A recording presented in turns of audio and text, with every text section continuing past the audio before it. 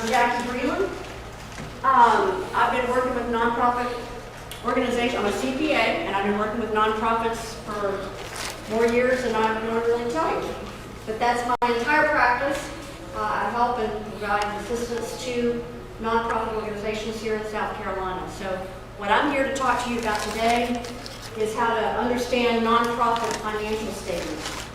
And we're going to talk a little bit about what those are, how to actually use them to evaluate how well an organization is doing. We're going to talk a little bit about what the board responsibilities are, and we even have some latest developments towards the end. So I hope this will be real helpful for you. Can you just go around here so I know who's in here? So I'm Cam Mulligan. I'm the cameraman. you're the cameraman. All right. Glad to have you. Director of in Abbeville. Okay, great. I'm Jennifer Norman. I'm the manager of philanthropy at the Anderson Free Clinic. Okay, thank you. I'm Sophia Wallace, office coordinator for Revere Free Medical, Revere, South Carolina. Excellent, thank you. I'm Cindy Wilson, Chief Program Officer at the Lady Place in Charleston, South Carolina. Okay, well, we got them from all around the state. Yes, you. I like it. Yeah. And I'm Tanya Howard, Executive Director of Helping Hands Free Medical Clinics. And where is that? Miriam. Okay. I'm so glad you all are here. I hope this is helpful information for you. So here's the things I want to talk about. Board responsibilities with regards to financial statements. I want to talk a little bit about, and you all can hear me fine, right? So I'm different. The SCFCA, South Carolina Association of Nonprofit Organizations, I want to touch on their guiding principles and best practices. I was actually on the group that helped write those guiding principles and best practices, and I just like to go through that list with you because it's a kind of a good snapshot of all the right things you need to be doing from a financial perspective in a nonprofit organization. I'm going to kind of go through what nonprofit financial statements are and what they look like. Talk a little bit about using financial information to evaluate performance, touch on the 990 and some developments in financial reporting. Okay. The board role. Board members have a really important role in a nonprofit organization. They have a fiduciary duty. They have to make sure that their organization that they're serving on the board for has good financials. Every board member is responsible for that. So they have to really make sure that nonprofits are well managed, and they have to see that their finances are safeguarded. So it's not just the board treasurer, it's everyone on the board that needs to be owning the financial statements of that organization. And they really have to, they're making sure that the nonprofit has the financial resources it needs to accomplish its mission. So that's a really big role. I think that's why there's a director and officers, insurance, and liability insurance for them. Because once you're on a board, I'm very careful before taking on a treasurer or board role with an organization because this is big stuff. 3 areas if you're a board member. One is kind of making sure that the organization has good financial policies. The budget, you've got to make sure each year, each one of your organizations, do you all have budgets that are approved each year for your medical clinic? Which is good. And then you can measure against that during the year. That kind of just sort of sets the plan in front of everybody from a financial perspective of what all you want to accomplish, right? All the program objectives of that medical clinic are really put in numbers by having a budget put together. And it's good. Each one of you all have a budget. And that is a best practice. And the board's responsible for making sure that gets adopted, hopefully before the new year begins, not during the year. I've been with some organizations that did it after the year already started, but we want to get it done typically before the new year has started. And then the third area is making sure that the board should be making sure they're seeing financial reports on a regular basis, and they also need to be sure that they're filing that annual Form 990. And the Form 990 is that annual information return that every nonprofit organization file with the IRS and the Secretary of State's office. Now, that doesn't mean all tax-exempt organizations file 990s. If you're a church, you don't have to. But if you are a 501c3 organization, you are typically filing that, or a 990N, which is the postcard online, or the 990EZ, which is the easy one. Hey, welcome. Hey, come on in. We're having fun here. Right. We're talking about finances. And you are Kathy Baxter from the Free Clinic in Darlington County. Darlington County. Okay, gosh, I love it. We've got people from all over the state here. That's so cool. Well, welcome. Okay, you're talking about the board's role with financials. Okay, so I've mentioned the SCFCA's guiding principles and best practices. I think I'm just going to sit up here on this table. I don't like that podium. I don't like it. Just too formal for me. Don't like it at all. So let me just spread it. Okay, guiding principles and best practices. If you are involved in any way, shape, or form with the finances of your organization, I recommend that you try to get a copy of one of these. You can get it from SCANPO, South Carolina Association of Nonprofits, scanpo.org. And I help write these lovely guiding principles and best practices for financial management and stewardship. But I'm going to kind of go through what these, there's a lot of other guiding principles and best practices in here. There's governance, there's legal and ethical accountability, operations, evaluation, fundraising, all sorts of things. But of course, as a CPA, my whole practice is serving nonprofits, so I'm pretty focused on the financial management and stewardship guiding principles and best practices. So if you don't mind, I'm going to cover those for a few minutes, because I want you all to know about these. Okay, 3 main areas: internal controls, fiscal responsibility, and monitoring sources and uses of funds. Okay. Core element number 1, the organization adopts and employs effective internal financial controls. What are internal controls? I'm sure you all have heard that term, probably from your accountant at your organization. Do you have an idea what Checks it and is? balances, you know. Yeah, like having 2 signatures on a check. Or making sure not one person can do everything connected with the finances. Everything from getting the money in the door, making a deposit, recording it, authorizing it. One person shouldn't be doing all that, right? That's segregation of duties. An organization, including a nonprofit, is vital to have good internal controls. That doesn't mean you got to have the most fancy, expensive internal controls possible. It just means you better have those that are effective for the size and complexity of your organization. Whatever makes sense for you. It may be a really small staff. Let's say you got 2 or 3 people on staff. You can imagine how challenging that would be, right? But maybe you got to use some of your board members to help with that process. So those internal controls, those are critical in making sure that you can rely on those financial statements. Okay, so here's some things that are included in the best practices under that one internal controls. 1, include an independent member on the board that has financial expertise or the audit committee, and when appropriate, seek outside professional advice. So that's just saying, involve a CPA in your operation, one way, shape, or form, whether that's on the board or maybe you're just seeking advice from a CPA. But this stuff's hard. Nonprofit financials, nonprofit 990s are not slam dunk, easy stuff. So involve someone that has that knowledge on your board or involved in your organization to make sure that you've got the right answers and you're doing things accurately. The second one is operate in accordance with board-approved written financial policies that document key control processes and procedures. It's just what you were talking about, including but not limited to compensation, conflict of interest, whistleblower protection. I'm sure you've heard about whistleblower protection, confidentiality, document destruction, and investment management. So that's saying, hey, how many of y'all have an employee manual in your organization? That's documented policy and procedure. How many of y'all, hey, come on in, we're having fun, finances, this is great stuff. You'll love it, I promise. Here's a little handout.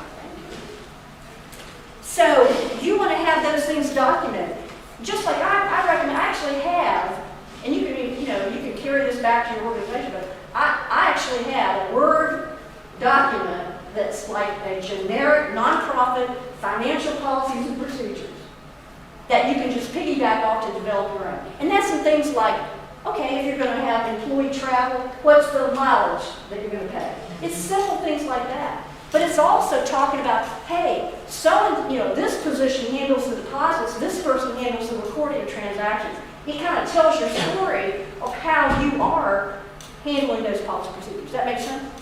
So it should be documented, okay? And the 990 actually asks that question, asks those questions. Do you have a written policy for whatever, confidentiality or conflict of interest? That's interesting. Okay, the third item, adopt and operate under an annual budget. That's, all of y'all said that you already do that. Hey, great. You can check that one off your list. And the fourth one, establish a system of internal controls appropriate for the size and complexity of the organization, just what I was saying. That results in accurate, reliable financials and helps protect your assets. So we're not saying we can absolutely, no matter what, prevent fraud from occurring, but we sure would like to make it hard to do. How many of you all in this room have heard about fraud at an organization that you even have some knowledge of? Or even, international. But I mean, okay, I've been practicing now, what, 20 plus years working with nonprofit. I would hate to tell you how many situations I've had to be front and center handling a fraud situation. I've seen schemes that would make your hair stand up when you're on the scene. I've seen amazing schemes. I've interviewed a guy that said he was taking cash advances off a Visa credit card, but he said he was providing that cash to the people in need. What a good guy. What a good guy. But he sort of hid the information on those cash advances, so he couldn't quite tell how much he was taking. Right? You can't believe the scheme. So that's why I'm talking about internal controls. It's not just something that sounds good.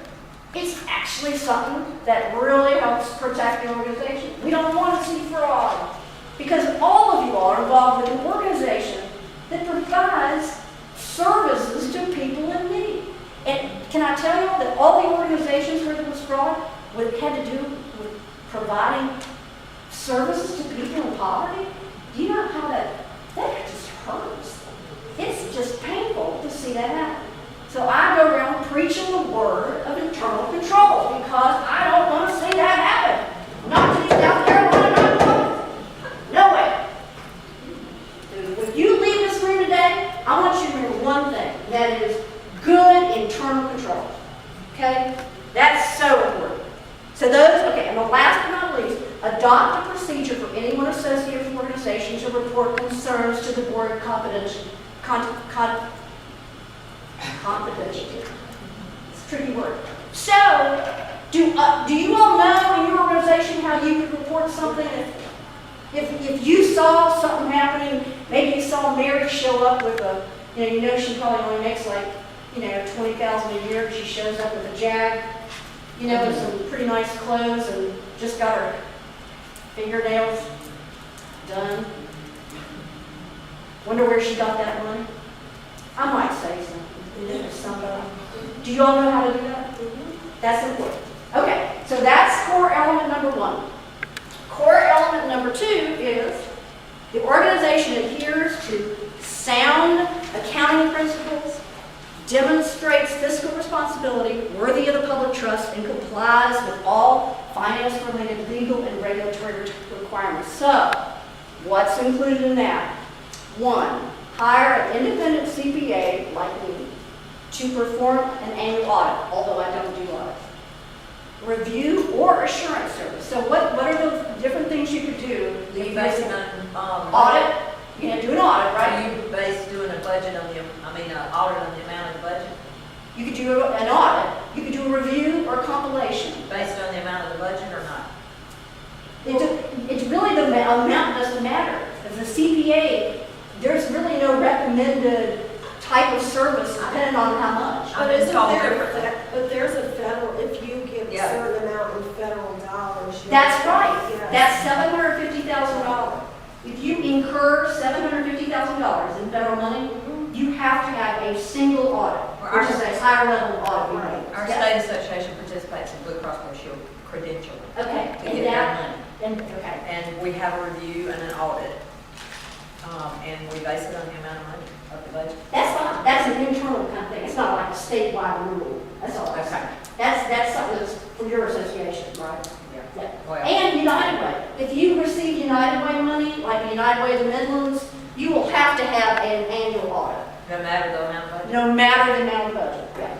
That's for United Way of the Midlands. Now, you know, all the United Ways in South Carolina are probably different, I don't know.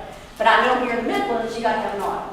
So it differs, but there is no statewide South Carolina, like South Carolina Secretary of State, there is no requirement that you have an audit. Other than what you just mentioned, which is if you incur those federal monies, you have to have And an other grantors require it.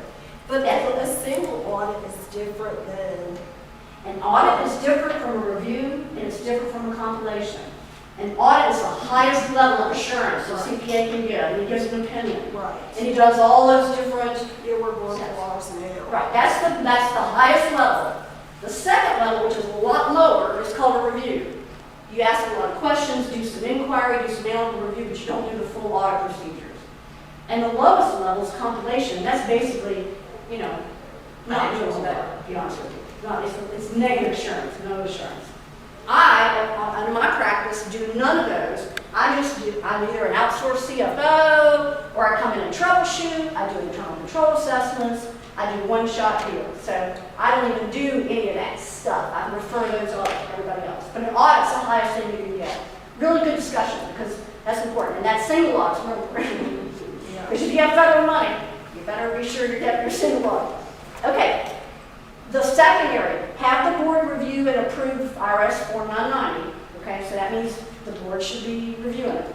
The third thing, track your organization's compliance with grants and funds received and abide by the restrictions or heightened scrutiny that accompany federal, state, and foundation grants. So it's not even just saying just federal grants. It's saying if you can even get state money or any kind of foundation grants, boy, you better ramp up your procedures and make sure you're complying with all those grant requirements and restrictions.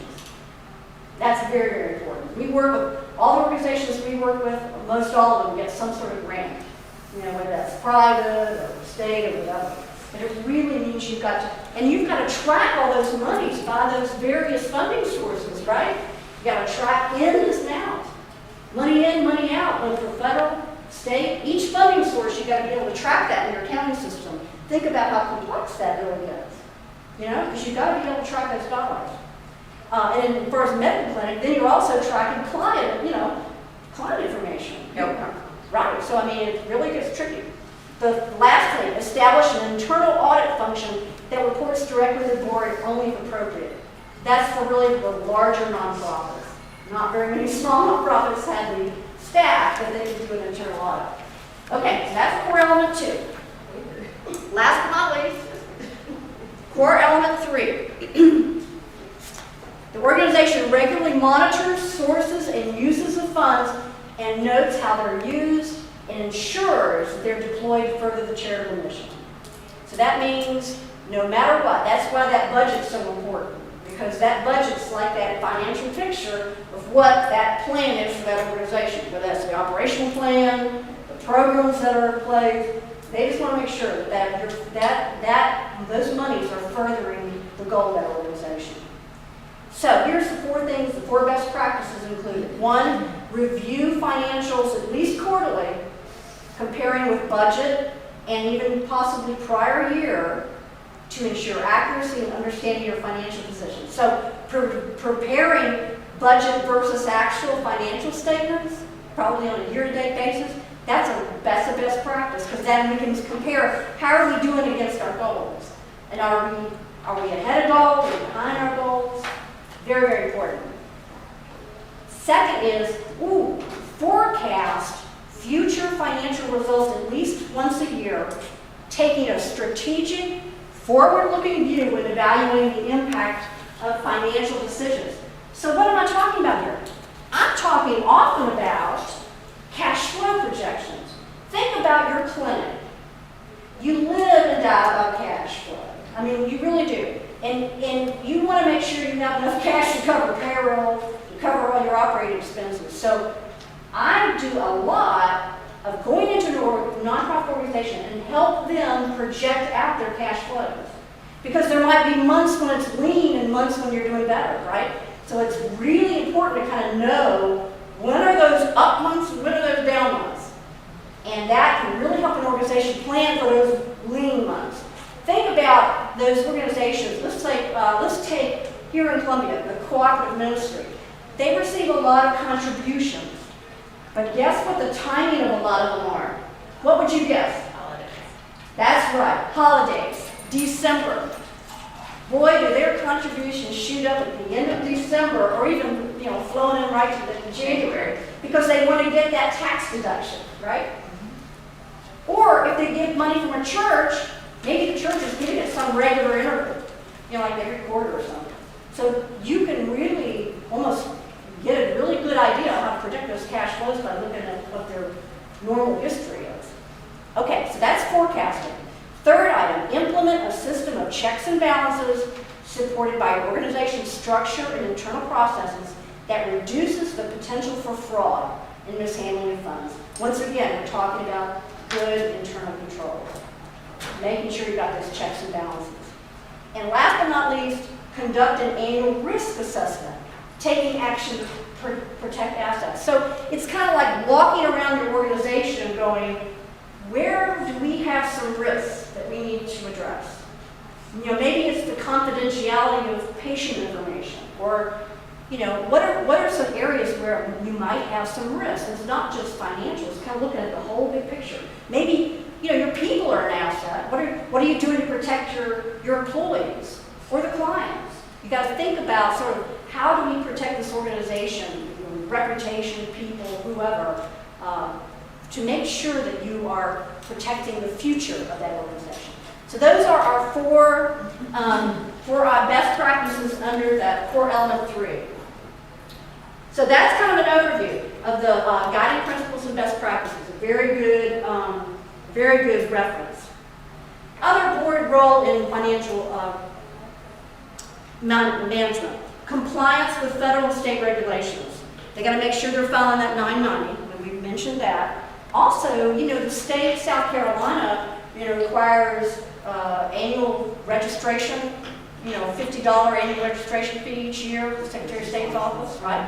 And in the Secretary of State's office, you've got to actually submit your 990 or an annual financial report to them at that same time frame, 4.5 months after your fiscal year end. So you've got to be compliant with that. How about 1099s? Have you all had any involvement with 1099s? Got to issue those every year, once a year in January, and those are a pain in the neck. But you have to prepare them and send them out to people you've paid that are not a corporation.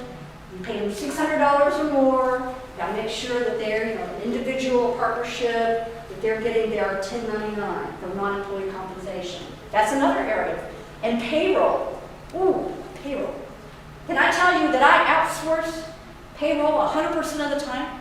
I never do payroll. And you know why? Compliance-wise. You can get in trouble with the IRS really quickly. And when you do, you don't want to be on their blacklist or red hot list. Okay? You want to stay in good shape with the IRS no matter what. So I always outsource to these great little payroll firms, outsource firms that charge very little money to really take over that liability for that organization. And they just take it on. And I think that's a great thing. They do it so cheaply and cost effectively, it's worth it to outsource that payroll. But that's another area. Okay, what else are they responsible for? Conducting an annual audit, particularly if you were just talking about single audit, if you have federal funds. Has internal controls in place and effectively manages risk of that organization. Great. Okay. Next, I'm not going to talk about budget development, but actually, because we've just talked about that everybody in this room said, I think you said you're doing a budget. That's just your financial plan for the year. Plans out for 12 months. I think comparing budget to actual is, of course, a best practice, but you definitely want to have that also into your accounting system. You want to make sure those budget numbers are actually in your accounting system so you can actually push a button and actually present the report, right? You don't want to have to come up with that every time. So it's important to be in your system. Great tool, and the board obviously approves that. Okay, now let's talk about what are these basic financial statements that we're talking about for nonprofits. You know, they're different from for-profit. They have different names. They're not even the same names as a for-profit organization. And they are a statement of financial position. What do you think that one is in the for-profit world? You know what that term would be? That's the balance sheet. You've heard balance sheet, right? That's your balances as of a certain point in time. That in the nonprofit world is called the statement of financial position. Just gave it a fancy name. I think it's because nonprofits are always that adopted child, you know, the redheaded child. Statement of activities. What do you think that is? Profit and loss or income statement. Exactly right. That is your profit and loss or income statement. If you use QuickBooks, of course, profit and loss is what pops out of the system. But in the nonprofit world, it's called the statement of activities. We're going to talk about each one of these just for a few minutes. The third is called the statement of cash flows. And that is just exactly what that is. It's the same thing in the for-profit world. It actually tells a story about, hey, this is what we started out with cash, this is where we ended up with cash, and how did we get there? Where did the money come from, and how did we use it? I think it's a great little financial statement. Tells a lot about what happened to cash. Love it, love it, love it. And the last but not least is the statement of functional expenses. That is also in the 990, and we're going to talk about it, but it's basically splits out your expenses for your organization into certain buckets. And we're going to go over what those buckets are. And it's the same, like I said, for the 990, as it is for the, and then this is what you'll see in a set of audited financial statements. Now, the statement of functional expenses is for voluntary health and welfare organizations, but all of you all are a voluntary health and welfare organization, so it applies to you. Okay, so I love this stuff. Oh, can I show you two really nifty little books? This is from boardsource.org. Have you heard of boardsource.org? BOARDSOURCE.org. One is called Understanding Nonprofit Financial Statements. Really a handy little book. And then this is a little downloadable one. This is called Welcome to Your Key Financial Statements, a primer for nonprofit board members. Just two little helpful little books that I've referenced before. Okay. The statement of financial position, or your balance sheet. This displays the organization's assets, or basically what you own as a nonprofit, and your liabilities and your net assets. Assets, what you own, liabilities, what you owe, and the difference is your net assets. How simple can that be? Now, if you're cash basis, the only thing that will be your asset will be cash. There won't be any other assets, right, if you're on cash basis. Right, and cash is it. That's how you're reported. Everything's cash. But if you're on accrual basis, meaning I'm going to show who owes me money, and I'm going to show what I owe out the door, payables, receivables, accrual basis, that's what you're going to see. But if it's just cash, you're just going to see cash. Cash equals net assets. All right, assets. Here's some examples. Cash and cash equivalents. Oh gosh, what's that funky word? Cash equivalents. You'll see that in a set of audit financials. Would that be like income or? No. It's what can be readily convertible into cash, very either from a time standpoint or just ease of conversion. So a cash equivalent may be like a money market account. I could easily go to the bank and say, give me my money on a money market account, right? So that's like a cash equivalent. That's just a fancy name. You know, these accountants and CPAs, they just love to use all these fancy names. Okay, cash and cash equivalent. Accounts receivable, that's just like, people owe me money.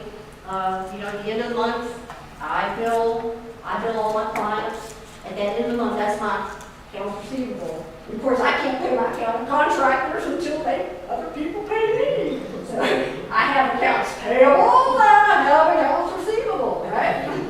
Accounts receivable is real important.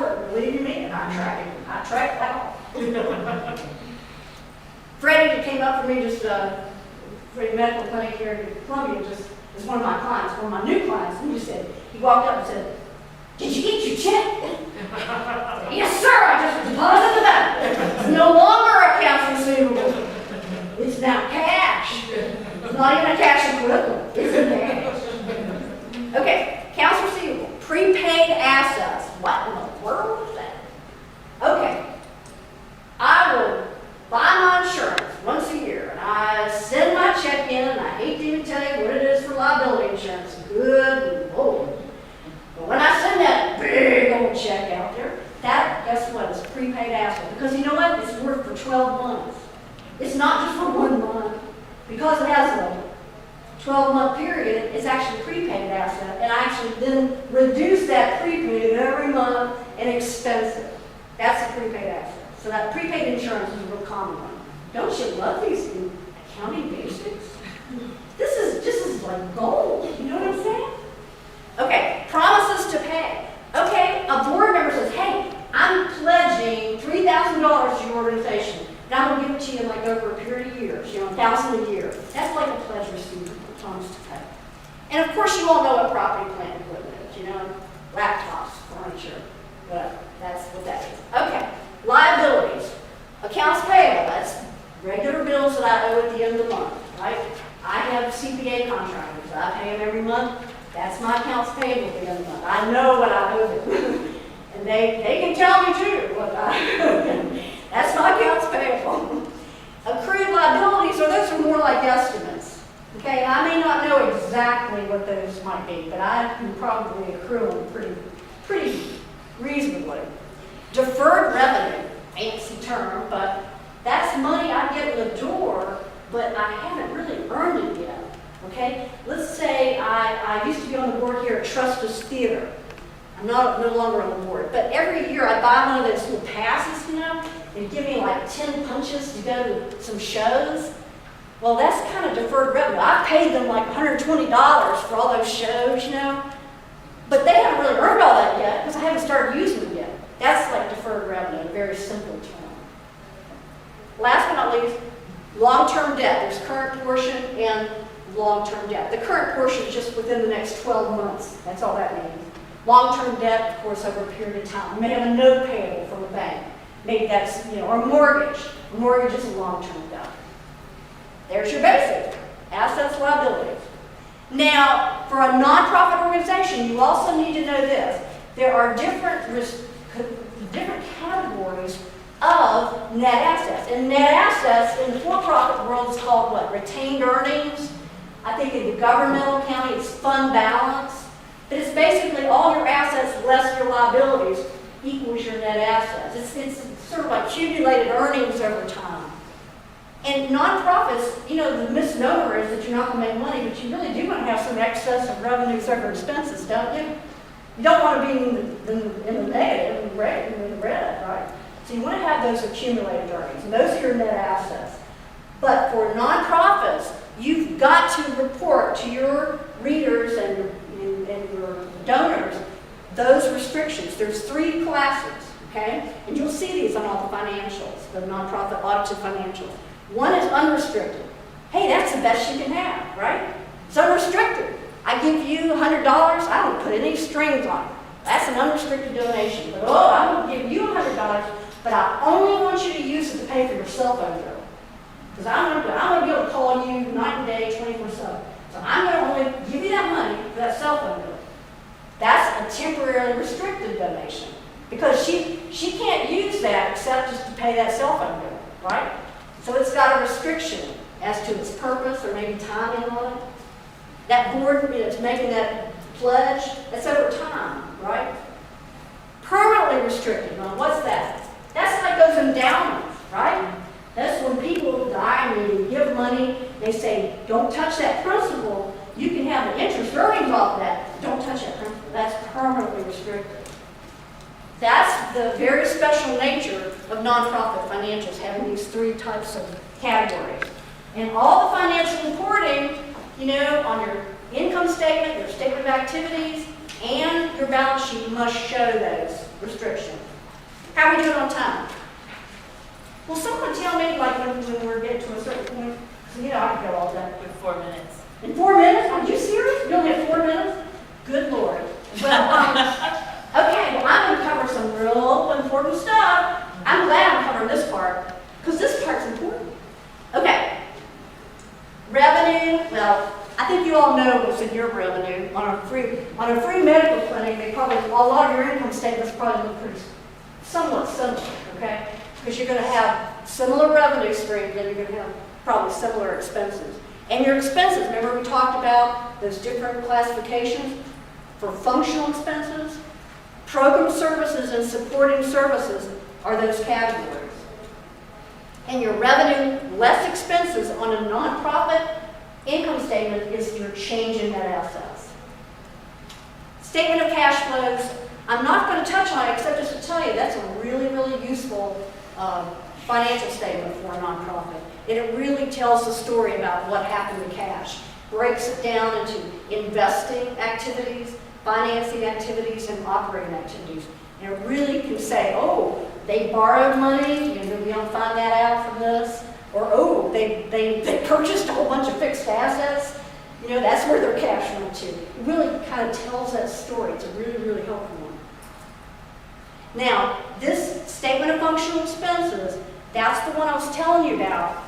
That has some great information. Do you know you can go to the Secretary of State's website and for any nonprofit and you can see the percentage of their expenses that went to program services. Now that's kind of a highly desired breakdown, right? The program services, how much of your expenses are allocated to program services? Probably a lot of your organization's expenses are going to program services. You don't have very lean, you don't have very rich organizations, you have very lean organizations, as far as I know, as far as free medical clinics are concerned, right? So you're going to have a high percentage, my guess, of program services. And the other areas are management in general. This is all under supporting services. Management in general, fundraising, and membership development. You probably won't have a lot of membership development, but you will have some management in general time. Maybe some portion of the executive director's time might be going to management in general. And then you also have fundraising. It's those activities going out to try to raise more money for the organization. But you've got to be able to show that in your financials as well as the non-money. So of course that takes the ability to allocate those different categories. Okay, we're not going to do the ratios because we only have like a few minutes to go. But let's talk about financial red flags. This might be helpful. Here's some questions, just some areas to think about as far as what are some red flags on your financials. One, is the organization's cash balance more than 2 months, actually it should be less than 2 months or 1/6 of the total annual operating expenses. So if it were less than that, that's a red flag. Does the organization have a low level of debt compared with total assets? If it had a high level of debt, that's a red flag. Does the organization have a positive net asset balance? If I see some financials that have negative changes to net assets, maybe in 1 year it's okay, but not 2 years in a row. That might be a red flag. That means your revenues less expenses are going to be in the red. Your expenses exceed your revenues. And of course, is the bottom line, is it negative or positive? If it's negative, that's something you want to be checking out. Just a heads up, there are some changes in financial reporting coming down the pipe. One, when we talked about those categories of classes of assets, restricted, temporary restricted, unrestricted, and permanent restricted, they're going to change that and only just put it in 2 buckets, make it nice and simple, restricted and unrestricted. That's a change coming down the pipe. They're also the FASB, that's the Financial Accounting Standards Board, is also going to require more information about liquidity, how the organization is able to meet its operating expenses over the next 12 months. It'll actually make the financials address that. And there'll be better information about expenses. Right now, only voluntary health and welfare organizations have to do the statement of functional expenses. In the future, it'll be everybody. Because obviously that was a very valuable piece of information. So that'll be for everybody. And that'll be effective for basically 2018. So that's a change. Other changes, we've got a new revenue standard, we've got a new lease accounting. Almost every lease nowadays will be what you call, in the old days called a capital lease, and you'll see that on your balance sheet instead of running through your income statement. Even your copiers. So if your auditors need to know that the lease accounting has changed. Form 990, basically that's just a really important document. I don't know if have you all seen your 990s that have filed back in your session? Most of our grant, in my case, most of the time grants require. Yeah, Provide that. particularly if you don't have an audit, they will certainly ask for that. We have audits too, but usually they want them. They want the 990, Yes. because it's standard. Yeah. They can compare one to the other, and that really helps them. Right. But that has so much valuable information. You know, it has that functional expense breakdown, it has compensation information, it has your list of your board, it has a lot of questions that have to be answered about your policies and procedures. As I mentioned, it's due 4.5 months after the end of your fiscal year, whenever that is. For your June 30th, of course, that's November 15th, coming up. Of course, all donors can get your 990s at guidestar.org. Anybody can get your 990. And, you know, I just mentioned there are so many supporting schedules often you have to file. Schedule A is the public charity status, public support, very difficult form to put together. Schedule B are your contributors. Typically, if you have contributors that give you $5,000 or more, you're going to have to report those in your Schedule B, so it could be quite a lengthy Schedule B.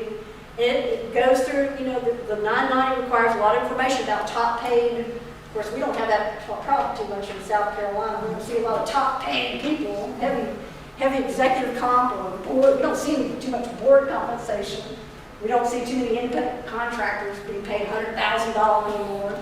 But that's all in the 990. Is there, in terms of when you talk about like the top compensation, is there a threshold that has to be reported? Well, for your executive director, it has to be, there is no threshold. But for your contractors, it's actually $100,000. But as far as other people, I think the threshold is $100,000. It's either 100 or 150. That's what I'm talking about. I think it's one of those. But your executive director doesn't matter. Right. You have to show that no matter what, because that's one of your key people. And those policy procedures, you got to answer all those questions. Do I have written, whistleblower, written document retention instruction? And if your organization doesn't have written financial policy procedures, just remember, I'll leave my card. Well, actually, my information is at the end of the handout. But you can email me and I can send you that Word document. You can just put together a financial policy procedure document so easily, just to piggyback off of that one. And it's so important to have them. As I mentioned, the 1099 miscellaneous, there is a change this year. In the past, you could wait a month before you filed with the IRS. You had to send it to all your payees by January 31, okay? But, my independent contractors I pay, I have to get their 1099 to them by January 31, because they're going to use it to prepare their tax return. So they need that, 1099. Well, now I've got to send it to the IRS at the exact same time, by January 31, which means if you're paying those vendors, you better be getting those Form W-9s in from your vendors so that you're ready to go January 1. You better have those in this year. That's what I'm telling all my clients, my nonprofit clients. Okay, did I go fast enough? Do y'all have any burning financial questions you want to ask? That was a quick session. Does this help you a little bit? Just give you an idea, flavor of our nonprofit fund?